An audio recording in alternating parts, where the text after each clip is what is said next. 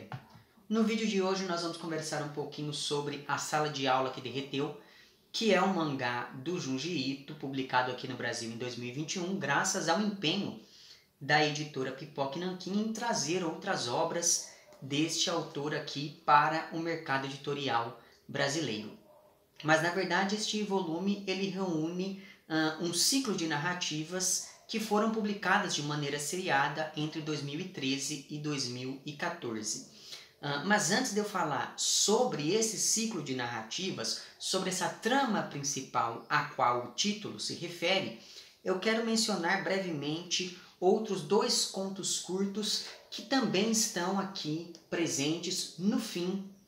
dessa edição publicada, como eu disse, pela Pipoca Nanquim. O primeiro desses contos, e eu não vou falar muito sobre nenhum dos dois, porque são contos extremamente curtos, os dois têm 2 páginas, mas enfim. Então, o primeiro desses contos chama-se Reencontro, e nele nós temos a história de um casal que acaba se separando de maneira trágica, e eu não vou entrar em maiores detalhes quanto a isso, ainda que essa informação nos seja dada logo no início da trama, mas enfim, o fato é que após essa separação trágica, os dois acabam se reencontrando de um jeito um pouco esquisito, graças a um elemento quase sobrenatural que se sobrepõe à vida de um deles, e daí, novamente, eu não vou poder entrar em maiores detalhes quanto a isso.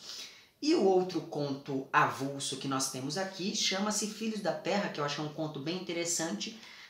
no qual nós temos um grupo de pais em busca dos filhos que desapareceram de maneira misteriosa, e esse desaparecimento, de certa maneira, diz respeito à terra aqui do título deste conto, então achei um texto bastante interessante. Então, para além desses 2 contos avulsos, nós temos também aqui 5 contos que, apesar de independentes, acabam se interligando, como só é acontecer em outras obras também do Junji Ito, como é o caso lá, por exemplo, da série Tomie, ou então do Uzumaki. Nós também temos naquele mangá essa estrutura um pouco interessante, em que cada capítulo funciona como um conto independente, mas aí conforme os textos se sucedem a gente percebe que existe ali alguns elementos que de certa maneira unem, interligam essas narrativas, mas enfim, essa estrutura de contos que se conectam apesar de sua independência é bastante efetiva, porque ela permite que o autor elabore uma narrativa sem necessariamente ter que se aprofundar em uma única trama, e assim ele consegue explorar episódios variados, todos eles tendo alguma relação com um mesmo evento que dará origem ao horror, ao terror, enfim. Outra consequência dessa estrutura mais episódica é que, graças a ela, o Junji Ito estabelece um elemento que vai ser a fonte do horror e começa a demonstrar os desdobramentos desse mesmo evento em diferentes circunstâncias. E isso dá a impressão de algo que vai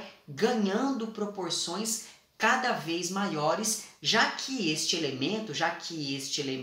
é maligno, vai se espalhando conforme os contos se sucedem. E daí, como em um primeiro momento você pensa que eles são completamente independentes, a impressão que se tem é que esse elemento maligno, de fato, foi se expandindo de maneira cada vez mais exagerada. Então veja, esses recursos estruturais que o Junji Ito já havia mobilizado, utilizado em outros mangás, exceto lá no Frankenstein, que na verdade é uma adaptação do romance da Mary Shelley, inclusive eu já fiz um vídeo aqui falando tanto do romance quanto dessa adaptação, vou deixar o link para esse vídeo lá embaixo. Mas enfim, então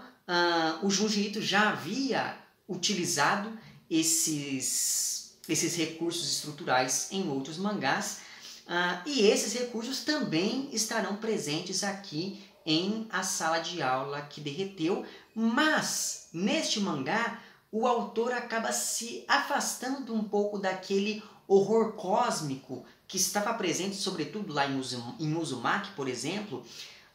e por conta disso, o Junji Ito acaba se aproximando de uma raiz mais sobrenatural para o mal que vai estar no centro de interesse dessa narrativa aqui. Então veja que, apesar de estar distante do horror cósmico, esse mangá ele continua tendo muito da influência do H.P. Lovecraft, que é, enfim, um nome sempre associado ao Junji Ito. E a gente pode continuar com essa associação, apesar dessa diferença, apesar dessa distância do horror cósmico, aqui no caso de A Sala de Aula que Derreteu, porque aqui neste mangá nós temos uma realidade oculta que vai se revelando aos poucos aos personagens, e por isso o autor vai falar aqui bastante sobre ocultismo, que também foi tema de vários dos contos do Lovecraft, ainda que ele tenha ficado mais célebre por conta daquela coisa toda do horror cósmico, enfim. Pois bem, no centro dessa narrativa aqui, dos 5 contos que compõem A Sala de Aula que Derreteu, no centro dessa narrativa nós temos 2 irmãos órfãos que acabaram de se mudar e, portanto, ninguém sabe nada sobre eles nesse novo círculo social que eles passam a frequentar. O irmão mais velho é um adolescente chamado Yuma Azawa, ou algo do tipo, e esse sujeito tem uma mania muito esquisita. Ele é obcecado por pedir desculpas. Então, a todo momento, ele fica se ajoelhando, ele fica reverenciando as pessoas, se desculpando diante de todo mundo, mesmo quando não há motivos aparentes para se desculpar tanto assim. E ele faz isso tantas vezes que chega a ser até irritante conforme a narrativa se desenvolve. E é claro que, de início, todo mundo pensa que ele é um cara muito bem educado, um sujeito inofensivo diante de tantas desculpas que ele pede a todo momento, e por isso as pessoas tentam o tempo todo, de início, amenizar o constrangimento que ele acaba gerando com esse seu comportamento tão peculiar. Então, todo mundo diz que ele não precisa de se desculpar, que não aconteceu nada demais, que a situação que eles estão vivendo ali não é uma situação muito grave. Então, por exemplo, esse Yuma, ele é um aluno novo da sala, e a primeira coisa que ele diz ao ser apresentado ao resto da turma é: olha, vocês me desculpem. Aí ele está andando no corredor, esbarra com alguém e fica ali se curvando, pedindo desculpa, se ajoelhando diante da pessoa, como se o fato de ter esbarrado nela fosse algo de suma importância, de extrema gravidade. Só que com o tempo, depois que passa esse primeiro contato entre o Yuma e os colegas, com o tempo esses colegas de classe vão tendo outras reações diante desse comportamento do novato. Então, algumas pessoas passam a debochar do Yuma, outras pessoas simplesmente se afastam dele, e há, evidentemente, casos de alguns colegas que começam a maltratar o coitado, que mesmo assim continua se desculpando, porque afinal de contas, se ele está sendo maltratado é porque ele fez alguma coisa de errado perante os olhos daquelas pessoas. Até aí, tudo bem. E quando uma pessoa diz isso é porque depois a coisa vai degringolar de fato. Porque afinal de contas, nós estamos falando de um personagem que tem ali uma conduta meio esquisita, mas não é nada muito grave. O problema é que começam a circular ali no bairro, onde se passam as ações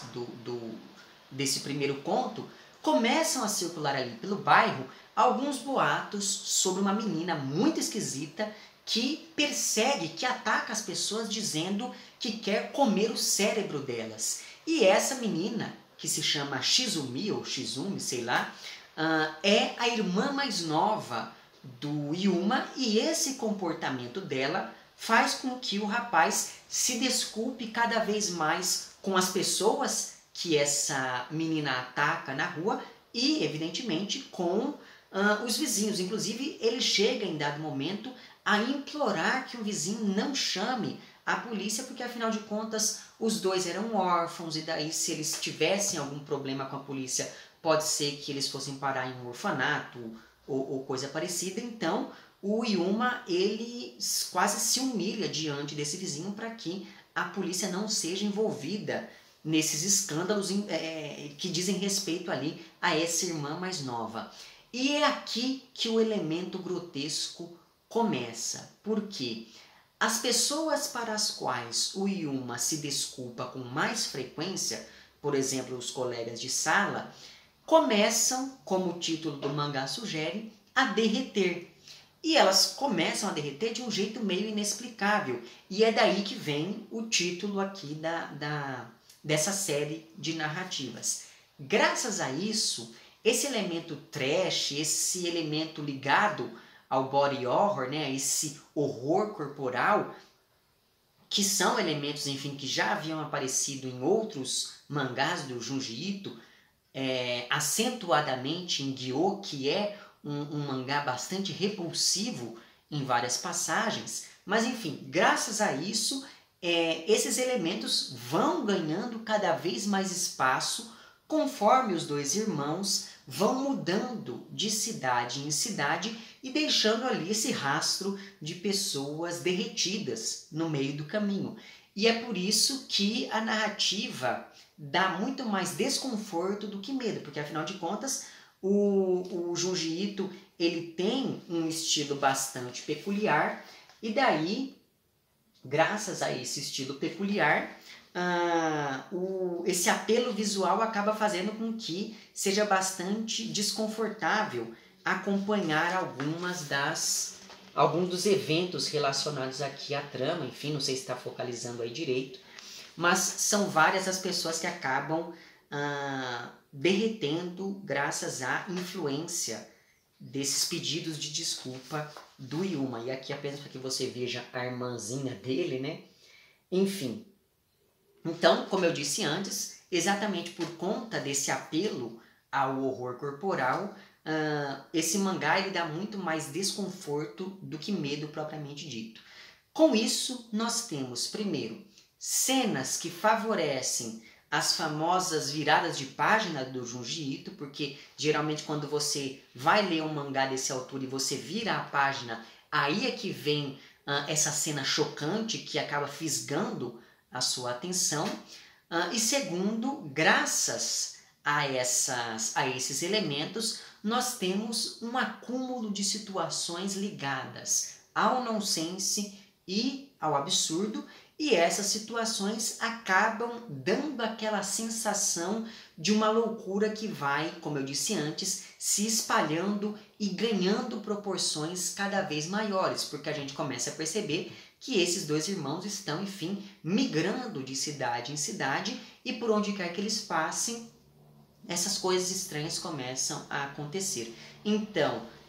no primeiro conto, que se chama efetivamente A Sala de Aula que Derreteu, os colegas de turma do protagonista acabam derretendo. Já no segundo, chamado A Beleza que Derreteu, o Yuma começa a namorar uma moça, que é uma moça muito bonita, mas quanto mais ele elogia essa namorada, mais deformada ela vai ficando, e isso me fez pensar em como o grotesco acaba se ligando a uma estética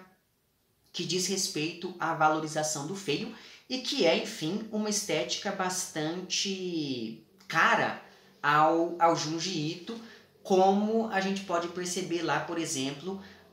em Tomie. Inclusive, eu acho que eu falei um pouquinho sobre essa questão do grotesco, do feio e do belo no meu vídeo sobre aquela série de mangás do Junji Ito. Então, caso você não tenha visto aquele vídeo, eu sugiro que veja. Então, apenas para que você perceba como fica essa namorada do Yuma, né? Depois desses sucessivos elogios que ele tece a ela, a moça vai ficando cada vez mais deformada, cada vez mais feia. Aí nós temos o terceiro conto, chamado O Apartamento que Derreteu, E nele, esses dois irmãos vão morar em um prédio residencial e os vizinhos ficam cada vez mais preocupados com os barulhos que vêm do apartamento deles, de modo que esse é um conto que toca de maneira muito peculiar, evidentemente, como só ia acontecer nos mangás do Junji Ito,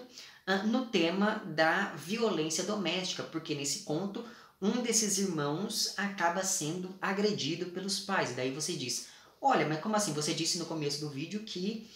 esses irmãos eram órfãos, e como é que um deles agora está sendo agredido pelos pais? Pois é, para você saber como isso acontece, como isso é possível, você vai ter que ler aqui esse mangá. Mas enfim, então esse conto aqui do apartamento que derreteu, eu achei ele bastante interessante e o final dele também já aponta para essa ideia de um mal que vai se expandindo de maneira cada vez mais rápida e efetiva, digamos assim. O quarto conto, a quarta narrativa, chama-se O Amor de Shizumi, ou Shizumi, e essa quarta narrativa fala sobre quando a irmã mais nova do Yuma acaba se apaixonando por um menino da vizinhança e o conto acompanha o que essa garota tão estranha faz para tentar conquistar essa sua paixão, conquistar esse menino. Já o quinto e último conto dessa série, chamado A Coletiva de Imprensa do Diabo, nesse quinto e último conto, nós temos um elemento que acaba costurando todas as narrativas anteriores que até então eram quase independentes, apesar da presença desses irmãos protagonistas. No sentido em que, até o quarto conto, você tem ali esses dois personagens que se repetem, mas as situações não têm ligação nenhuma umas com as outras. Você tem apenas ali esses dois vagando de lugar em lugar, de cidade em cidade. Mas enfim, o nome desse último conto, como eu já disse, é A Coletiva de Imprensa do Diabo. E nele o Junji Ito coloca um elemento mais real, digamos assim, e é esse elemento que acaba dando mais coerência a todos os absurdos que apareceram nos textos anteriores, conforme a gente acompanha o que aconteceu com uma das vítimas desses irmãos, ao mesmo tempo em que o conto vai se encaminhando para consequências mais globais, digamos, das ações do Yuma, só que aí eu não vou poder entrar em maiores detalhes. Tudo que eu posso mostrar a vocês é esse último quadro aqui, que é o quadro que encerra de fato toda essa série de narrativas sobre esse estranho derretimento das pessoas, enfim. Então a última cena dessa série de mangás, de narrativas, é essa daqui em que você tem essa criatura, né, que a gente pode identificar, sei lá, como Baphomet, nadando nesse mar de pessoas derretidas. E daí, para você saber exatamente como a coisa chega nesse nível, você vai ter que ler o mangá. Então veja, nesses contos, o Junji Ito vai falando de temas como a veneração, a busca pelo elogio, a culpa, a contradição entre ser e parecer, porque em um primeiro momento o Yuma parece um rapaz inofensivo, mas isso acaba gerando desconfiança de algumas pessoas em determinados contos, porque afinal de contas, se ele se desculpa tanto assim é porque ele está devendo alguma coisa no cartório. Outro tema que vai estar aqui presente também é a oscilação entre a ordem e a desordem, sendo a ordem o sinônimo dessa beleza e a desordem o sinônimo da feiura, como acontece lá no segundo conto, mas a gente pode pensar nesses dois elementos também, graças à presença desses irmãos que acaba desorganizando tudo aquilo que antes era harmônico na vida das pessoas que cruzam o caminho desses dois aqui. Outro tema que vai estar aqui presente também é a fragilidade das pessoas, e nesse sentido, o fato de os personagens derreterem não me parece gratuito, e enfim, nós temos aqui vários outros temas que já apareceram ou não em outras obras do Junji Ito. Mas, veja só, O autor ele toca em todos esses pontos, em vários outros que eu acabei não mencionando aqui, mas ele faz isso de maneira bastante bem-humorada, digamos assim, ainda que o humor do Junji Ito seja um humor bastante peculiar, né? Não é aquele humor escrachado, mas sim aquele tipo de humor que ajuda a criar um desconforto, a ressaltar o absurdo das situações vividas pelos personagens aqui. Então, enfim, não é aquele tipo de humor que você vai ficar rindo por muito tempo, mas é aquele riso amarelo que provoca certo mal-estar. Além disso, para além desses contos aqui, no final dessa minha edição, como eu já disse antes, tem também um epílogo de uma página que estabelece toda uma discussão sobre a representação, e essa discussão acaba reforçando a importância das imagens e desse mundo externo, digamos assim, para o mandamento dessas narrativas. Mas aí eu não vou poder, novamente, entrar em muitos detalhes. O fato é que nesse epílogo revela-se que Yuma e Shizumi estavam sendo interpretados por atores. Então, essa questão do fingimento, da atuação, da representação, também é algo que vai estar presente de uma maneira ou de outra ao longo dessas narrativas que compõem o ciclo da sala de aula que derreteu. E como nós vamos acompanhando o desenrolar de todos esses eventos, é quase como se nós fôssemos cúmplices dos protagonistas. Tanto que a cada novo conto, quando tudo está normal e eles entram em cena, a gente já sabe que provavelmente vai acontecer algo de muito ruim com as pessoas com as quais eles vão estabelecer algum tipo de contato. Seja esse contato algo mais passageiro ou não. Mas talvez a coisa mais importante desses contos seja o elemento que justifica o comportamento do Yuma. Isso porque, segundo a Shizumi, ou seja, segundo a irmã mais nova do Yuma, o que está por trás dessa insistência que o rapaz tem em se desculpar e em elogiar as pessoas a todo momento é uma espécie de pacto que ele fez com o diabo, ou com uma figura ligada ao diabo, e é por isso que essa edição ela tem uma capa que simula um grimório. E na verdade eu gostei até mais dessa capa aqui do que dessa luva, né, que reveste a capa. Então eu achei muito interessante essa escolha editorial aqui, e essa escolha diz muito respeito àquilo que nós temos explicando o comportamento desse rapaz. Então veja, o Junji Ito, ele pega elementos que sempre tiveram uma conotação positiva, como por exemplo o elogio e o ato de pedir desculpas, e perverte isso ao associar esses elementos ao diabo. Tanto que o perdão do Yuma não é aquele perdão contrito do cristianismo, nem tampouco aquele perdão honroso, tão associado à cultura japonesa. Porque esse rapaz ele fica fisicamente excitado ao se desculpar tantas vezes com as pessoas. Ele entra quase que em um transe diante dessa insistência em se desculpar, ou dessa insistência em elogiar em alguns casos aqui. De modo que, graças a esse discurso que torna negativo aquilo que é positivo, aqui nesse mangá,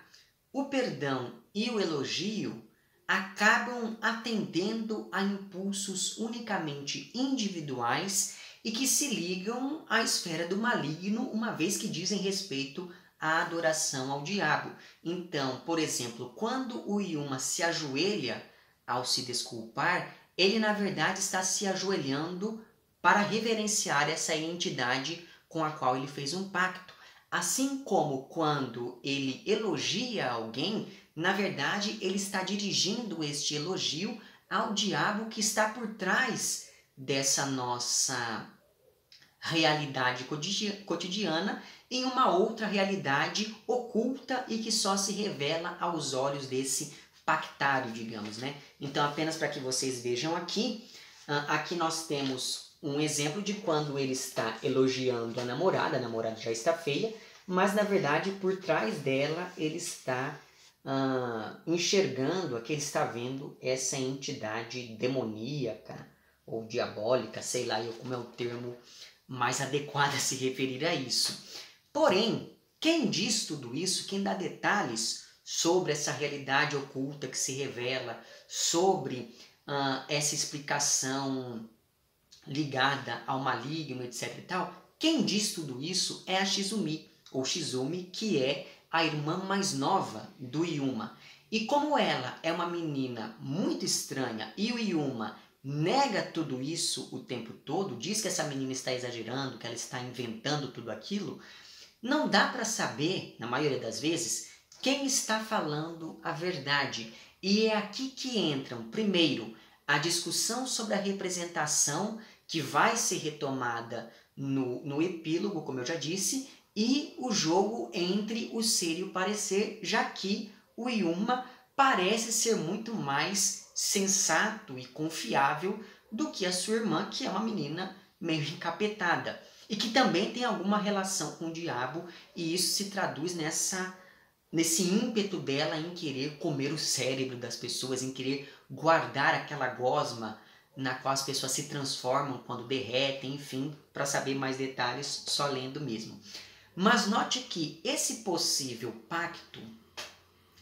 por mais que ele justifique as ações do Yuma, ele não oferece propriamente uma explicação para o fato de as pessoas derreterem. Isso, no máximo, como eu já disse, vai justificar o comportamento do protagonista, mas só. As coisas simplesmente acontecem e o terror vai aqui invadindo o cotidiano dos outros personagens com os quais esses irmãos têm contato, sem muita explicação. E essa, enfim, é mais essa falta de explicação para o elemento que gera o horror, é mais uma característica recorrente das obras do Junji Ito e que, enfim, acaba estando presente aqui neste A Sala de Aula que Derreteu, cuja leitura eu recomendo bastante. É claro que não é o melhor mangá do Junji Ito, até porque ele é um mangá bem curtinho. Essa questão do humor pode ser que incomode algumas pessoas, mas não me incomodou. Mas apesar disso, fica aqui essa recomendação, certo? Vemo-nos então nos próximos vídeos. Se você quiser e puder colaborar com esse meu trabalho aqui, apoiar este meu trabalho, eu vou deixar lá embaixo o link para o meu perfil no Apoia-se, e nesse link você tem acesso não só aos planos de apoio, mas também às recompensas correspondentes a cada um desses planos. Vou deixar também lá embaixo o link para uma playlist onde já constam outros vídeos que eu fiz aqui no canal sobre as obras do Junji Ito. Então, se você se interessar por essas outras obras do autor já comentadas aqui, não deixe de conferir também esses meus vídeos, certo? Vemo-nos então em algum momento do futuro e um amplexo.